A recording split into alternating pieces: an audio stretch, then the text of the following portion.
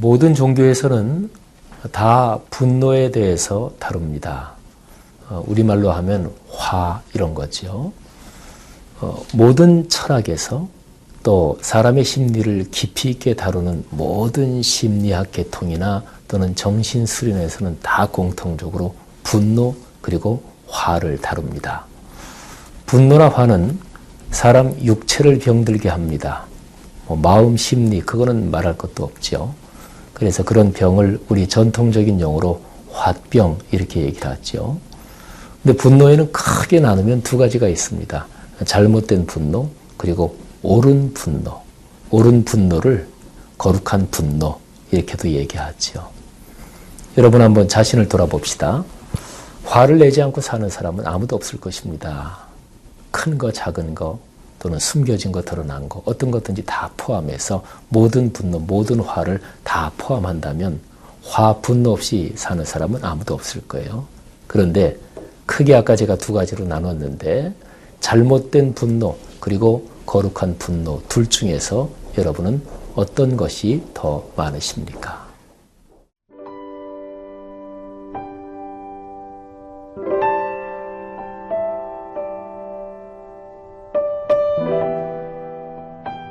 사무엘상 17장 12절에서 27절 말씀입니다.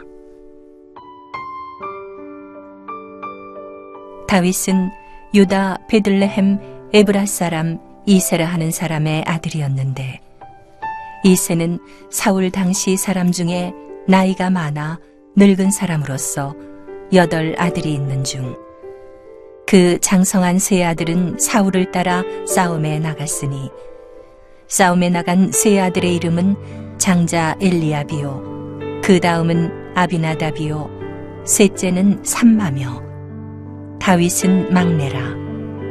장성한 세 사람은 사울을 따랐고 다윗은 사울에게로 왕래하며 베들레헴에서 그의 아버지의 양을 칠 때에 그 블레셋 사람이 40일을 조석으로 나와서 몸을 나타내었더라. 이새가 그의 아들 다윗에게 이르되 지금 내 형들을 위하여 이 볶은 곡식 한 에바와 이 떡 10덩이를 가지고 진영으로 속히 가서 내 형들에게 주고 이 치즈 10덩이를 가져다가 그들의 천부장에게 주고 내 형들의 안부를 살피고 증표를 가져오라. 그때에 사울과 그들과 이스라엘 모든 사람들은 엘라 골짜기에서 블레셋 사람들과 싸우는 중이더라. 다윗이 아침에 일찍이 일어나서 양을 양 지키는 자에게 맡기고 이새가 명령한 대로 가지고 가서 진영에 이른즉 마침 군대가 전장에 나와서 싸우려고 고함치며 이스라엘과 블레셋 사람들이 전열을 벌이고 양군이 서로 대치하였더라. 다윗이 자기의 짐을 짐 지키는 자의 손에 맡기고 군대로 달려가서 형들에게 문안하고 그들과 함께 말할 때에 마침 블레셋 사람의 싸움 도두는 가드 사람 골리앗이라 하는 자가 그 전열에서 나와서 전과 같은 말을 하매 다윗이 들으니라. 이스라엘 모든 사람이 그 사람을 보고 심히 두려워하여 그 앞에서 도망하며 이스라엘 사람들이 이르되 너희가 이 올라온 사람을 보았느냐? 참으로 이스라엘을 모욕하러 왔도다. 그를 죽이는 사람은 왕이 많은 재물로 부하게 하고 그의 딸을 그에게 주고 그 아버지의 집을 이스라엘 중에서 세금을 면제하게 하시리라. 다윗이 곁에 서 있는 사람들에게 말하여 이르되 이 블레셋 사람을 죽여 이스라엘의 치욕을 제거하는 사람에게는 어떠한 대우를 하겠느냐? 이 할례받지 않은 블레셋 사람이 누구이기에 살아계시는 하나님의 군대를 모욕하겠느냐? 백성이 전과 같이 말하여 이르되 그를 죽이는 사람에게는 이러이러하게 하시리라 하니라. 자, 오늘 우리가 묵상하는 본문 말씀의 상황을 한번 생각해 보겠습니다. 오늘 본문의 상황은 이새라는 사람의 그 집안 환경을 설명하는 것부터 시작됩니다. 이새. 그분에게는 아들이 8명 있었어요. 오늘 여기 성경 본문 12절, 13절을 제가 봉독합니다. 다윗은 유다 베들레헴 에브라 사람 이새라 하는 사람의 아들이었는데 이새는 사울 당시 사람 중에 나이가 많아 늙은 사람으로서 8 아들이 있는 중 그 장성한 세 아들은 사울을 따라 싸움에 나갔으니 싸움에 나간 세 아들의 이름은 장자 엘리압이요 다음은 아비나답이요 셋째는 삼마며. 그렇죠. 그러니까 제일 위부터 세 아들은 나이가 좀 있었으니까 전쟁터에 나갔습니다. 그 전쟁이 바로 블레셋과 이스라엘이 지금 마주진을 치고 있는, 블레셋은 저 유명한 골리앗 장군이 말하자면 싸움을 돕구며 이스라엘에게 욕을 해대고 있는 바로 그 전쟁터입니다.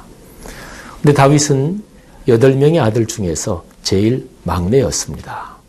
근데 아버지가 다윗에게 심부름을 시키죠. 음식을 주면서 그러면서 전쟁터에 나가 있는 형님들한테 음식을 전해라. 그리고 상황이 어떤지 와서 잘 보고 나한테 얘기해라. 이렇게 아버지가 얘기를 합니다. 다윗이 음식을 가지고 전쟁터를 가는 거예요. 근데 그때에 다윗이 전쟁터에 도착할 즈음에 양쪽 군대가 진치고 있은 지가 한 달이 훨씬 넘었어요. 오늘 묵상하는 성경 16절에 보면 골리앗 장군이 이스라엘 군대 앞에서 모욕을 하고 욕을 하면서 그러면서 40일을 조속으로 나와서 몸을 나타내었다. 그러니까 아침에도 한 번, 저녁에도 한 번, 또 모르죠. 대낮에도 또 그냥 와서 욕을 해대면서 쌍욕을 해대면서 이스라엘 군대를 모욕하고 그렇게 40일이 지났어요. 여러분 한번 상상해 보십시오.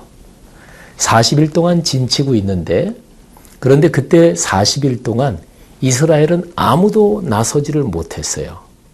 우리가 이미 어제 묵상한 본문에서 이 골리앗이 이스라엘 군대를 욕을 해대면서 너희 중에서 나와 맞붙을 사람 하나 나와라. 우리 다 싸울 거 없이 1대1로 싸우자. 흔히 쓰는 그냥 비속한 말로 맞짱 뜨자 그런 거죠. 내가 이기면 너희가 우리의 종이 되고 내가 지면 우리가 너희의 종이 되겠다. 이런 거죠. 근데 이스라엘은 전부 다 떨고 있었습니다. 그 역전의 용장 사울까지 왕까지 떨고 있었습니다. 얼마 동안을 떨었나요? 한 달 열흘을 떨었습니다.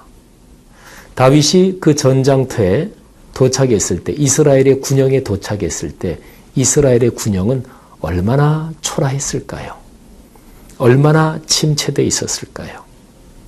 그 장면을 한번 상상해 보십시오. 자, 그런데 또 하나 잠깐 생각할 게 있습니다. 그렇게 침체되어 있고 그렇게 초라해진 이스라엘 군대를 블레셋이 왜 공격하지 않았을까요? 우리는 단순하게 생각하면 그런 생각이 들 수가 있어요. 그 정도로 되면 그냥 콱 공격해서 쳐버리면 되는 거지. 그런데 그거는 전쟁의 ABC도 모르시는 말씀이에요. 그러니까 모든 전쟁은 우리가 공격해서 승리할 수 있다. 그래도 공격한 쪽도 반드시 피해를 입게 돼 있어요. 그래서 가장 탁월한 전쟁은 전투하지 않고 상대방의 항복을 받아내는 거예요. 그거는 뭐 예나 지금이나 다 마찬가지입니다. 그러니까 블레셋 편에서는 그렇게 판단을 했겠죠. 조금 더 있으면 이스라엘의 군대 중에서 군인들 중에서 도망가는 자도 생기겠고 흩어지고 더 기가 떨어지면 결국은 저쪽에서 항복을 해올 것이다. 또는 어느 정도 협상을 해서 그래서 전쟁을 마무리하더라도 뭐 거의 항복이나 다름없는 수준으로 전쟁을 끝낼 수 있겠죠. 그렇게 지금 전쟁터가 됐어요. 자, 소년 다윗, 젊은 다윗이 그 전쟁터에 갔어요. 다윗에게는 그 전쟁터가 어떻게 보였을까요? 지금 아버지의 심부름으로 음식을 싸들고 형님들한테 전해주러 갔는데 형님들의 모습은 얼마나 초라했을까요? 여러분 생각해 보십시오. 그리스도인으로 살아가면서 초라할 때가 있나요? 네, 그리스도인이라도 있지요. 가장으로서 초라할 때가 있으신가요? 예, 있지요. 아버지의 아들로서, 부모님의 딸로서 부모님 뵙기가 미안할 정도로 그렇게 내 자신의 모습이 초라하고 또는 비굴하고 그렇게 느껴질 때가 있나요? 예, 있지요. 사람은 그렇습니다. 해결책은 무엇일까요? 또 그렇게 초라해진 원인은 무엇입니까?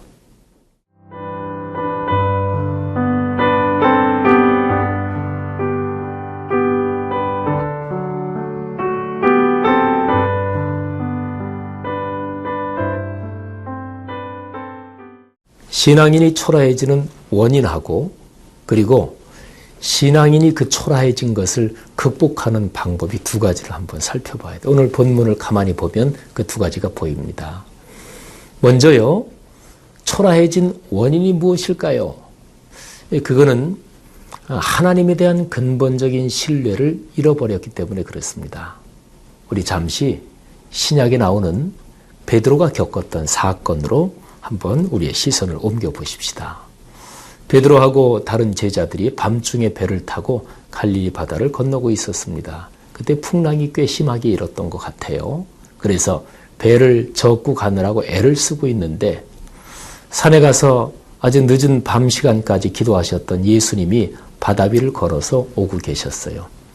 그때 베드로 이 사람이 무슨 배짱으로 그랬는지는 모르지만 다른 제자들 전부 다 유령이라고 놀라는데 베드로도 놀랐겠지만 베드로가 말합니다. 만일에 유령이 아니고 주님이 맞으시다면 저한테 바다 위로 걸어오라고 말씀해 보십시오. 그랬더니 예수님이 와라 이렇게 말씀하십니다. 성경 말씀에 보면 베드로가 예수님의 말씀을 듣고 발을 바다 위에 내려놓습니다. 근데 성경의 그 본문을 자세히 보면 베드로가 발을 내려놓자마자 빠진 게 아니에요. 조금 몇 걸음을 걸어갔는지는 성경에 그 숫자까지는 나오지 않지만 조금 걸어가다가 베드로의 눈에 파도가 들어오기 시작했고 막 바람 부는 게 눈에 막 파도 치는 게 그리고 귀에 바람 소리가 들어오기 시작했겠죠. 베드로가 그쪽으로 시선과 그쪽으로 마음이 쏠리자마자 베드로는 빠지기 시작했습니다. 한번 재미있게 얘기해 보면 베드로 그 사람이 그때 제정신이 아니지. 아니 바다 위로 예수님으로 보이는 사람이 걸어온다 그래도 그 사람이 와라 그런다고 어떻게 바다 위로 발을 내디뎌요? 그런데 어쨌든 중요한 것은 이것입니다. 베드로가 예수님께 집중하고 예수님이 하신 말씀이 마음속에서 그 순간 확 믿어졌을 거 아니겠어요? 그러니까 발을 물 위로 내디뎠을 거 아니겠어요? 그러니까 예수님의 말씀이 마음에 콱 믿어져서 믿고 있는 그 시간 동안은 예수님을 바라보고 집중하고 있는 동안에는 예수님에게 자기 자신이 몰입되어 있는 동안에는 베드로는 빠지지 않았습니다.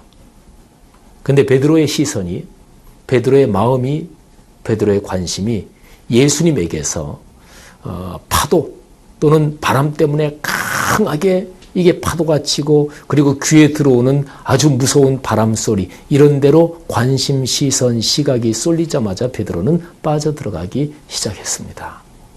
여러분 실제로 삶의 경험을 생각해 보세요. 뭐가 굉장히 무서운데 다른 사람은 다 무서워하는데 어떤 사람은 지금 그거를 인지하지 못해서 인식하지 못해서 전혀 그거를 모르고 그냥 다른 감정에 사로잡혀 있다가 다른 사람이 다 무서워하는 거 알고서 무서운 일이 있구나. 그러고서 비로소 무서워하죠. 사람은 그런 존재입니다. 자, 보십시오. 이스라엘이 왜 그렇게 큰 두려움과 초조함에 빠져들었을까요? 그런 이스라엘 백성이 그리고 왕 사울까지도 하나님에 대한 신뢰를 잃어버렸기 때문에 그래요. 하나님에게서 시선이 떠났고 하나님에 대한 믿음이 이미 흔들렸고 그러니까 그 무서움에 빠질 수밖에 없고 그리고 초조해질 수밖에 없는 거죠. 자, 그러면 어떻게 해결할 수 있을까요? 오늘 본문에 참 중요한 얘기가 나옵니다. 이 다윗이 물어봐요. 상황이 어떻게 된 겁니까? 뭐 등등 물어보니까 오늘 본문 25절에 다른 사람들이 이렇게 얘기해요. 제가 잠깐 25절 절반까지만 읽어요. 이스라엘 사람들이 이르되 너희가 이 올라온 사람을 보았느냐? 참으로 이스라엘을 모욕하러 왔도다. 그러니까 사람들이 말하는 거예요. 저 골리앗이라는 괴물 같은 사람이 이스라엘을 모욕하러 왔다. 자, 골리앗이 이스라엘을 모욕했을까요? 맞지요. 그런데 다윗은 다르게 봤어요. 오늘 본문 조금 더 읽어 내려가다 보면 26절에 다윗이 이렇게 해요. 이 블레셋 사람을 죽여 이스라엘의 치욕을 제거하는 사람에게는 어떠한 대우를 하겠느냐. 다윗이 표현하는 말 중에서 이스라엘의 치욕 이런 표현이 나오죠. 그런데 그 바로 밑으로 26절 그 뒤에 내려가 보면은 아주 중요한 표현이 나와요.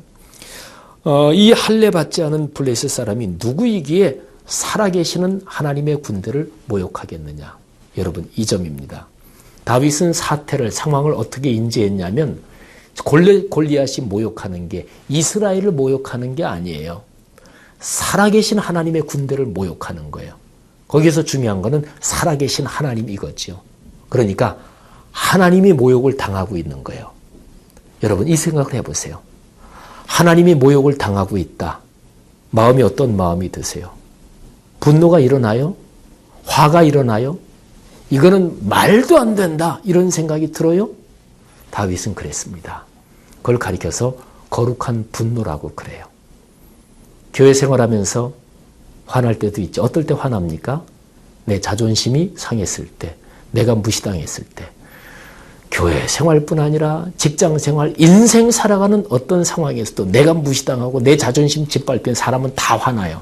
그런데 그건 그렇다고 치고 하나님의 거룩한 교회가 그리고 거룩하신 하나님의 이름이 예수 그리스도의 십자가의 복음이 무시당하고 짓밟히고 있다. 이것 때문에 분노가 나고 몸이 떨리고 잠이 안 와본 경험이 있습니까? 지금 한국교회 그리스도인들은 다 그래야 돼요. 한국교회가 요즘 얼마나 많이 우습게 여김을 당하고 있어요. 다윗은 그 거룩한 분노를 느꼈던 거예요. 그러니까 거기에 해결책이 있는 거죠. 사랑하는 성도 여러분들이요. 특별히 이 땅의 그리스도인들이요. 그리스도의 몸인 오늘날의 한국교회를 끌어안고 거룩한 분노를 느끼게 해달라고 하나님 앞에 기도합시다. 하나님께서 한국교회를 다시 살려달라고 하나님 앞에 간절히 기도하십시다. 다윗이 가졌던 그 거룩한 분노를 우리 모두가 배우고 깨달았으면 좋겠습니다. 기도합시다. 하나님 은혜를 감사합니다.